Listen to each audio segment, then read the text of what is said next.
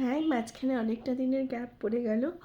আমি আজকে এলাম ক্যান্সার জোডিয়াক সাইন মানে কর্কট রাশির একটা লাভ লাইফ প্রেডিকশন নিয়ে এই ভ্যালেন্টাইন্স মান্থের জন্য। কর্কট রাশি মানুষেরা যারা সিঙ্গেল আছো তারা এতটা স্ট্রেসফুল নিজেদের ওয়ার্ক নিয়ে এবং কিছুটা হেলথ নিয়ে, তাই জন্য তোমাদের রিলেশনশিপের প্রপোজাল মানে যার যে মাইন্ডে আছে তাকে প্রপোজাল দেওয়ার কথা ভেবেও অতটা কনফিডেন্ট ফিল করছো না নিজের ওয়ার্ক স্ট্রেসফুল ওয়ার্কের জন্য, অ্যাজ ওয়েল অ্যাজ হেলথটাও একটু ডিস্টার্ব করছে।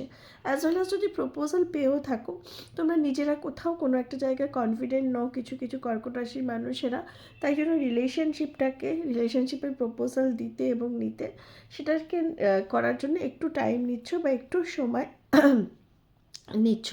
যারা অলরেডি রিলেশনশিপে আছো ক্যান্সার জোডিয়াক সাইনের পিপলরা, তাদের মোটামুটি রিলেশনশিপের ক্ষেত্রে ওয়ার্কটা একটা অবস্টাকল হয়ে যাচ্ছে। তোমাদের ওয়ার্কে একটা প্রেশার চলছে।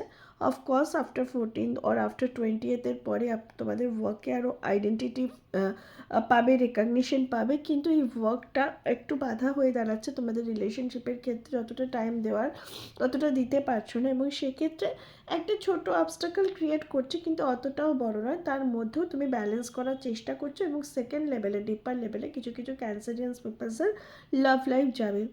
যাদের অলরেডি ব্রেকআপ হয়ে গেছে তারা কিন্তু এখন নতুন রিলেশনশিপের জন্য ক্যান্সারিয়ান্সরা ভাবছো না, তারা they are want to take some time, তারা কিছু টাইম নেওয়ার চেষ্টা করছো এবং কিছু সময় পরে তোমরা আবার সম্পর্কে যাওয়ার কথা ভাববে। এখন এই মুহূর্তে স্থগিত থাকবে। ম্যারিড কাপলসের ক্ষেত্রে তোমাদের মনে তোমাদের পার্টনারের সম্বন্ধে অভিযোগ বা অনুযোগ যাই থাকুক, ভালো মন্দ নিয়ে তোমরা কিন্তু একটা তালমেল বজায় রাখার চেষ্টা করছো।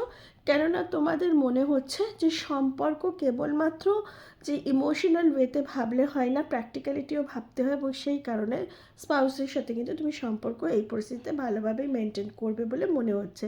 তো সব মিলেমিশে ভ্যালেন্টাইন মান্থের যদি প্রেডিকশন দেখি তাহলে ক্যান্সারিয়ান্সের জন্য ভালো আছে। আসছি নেক্সট জন্য, টিল এন্ড বাই বাই।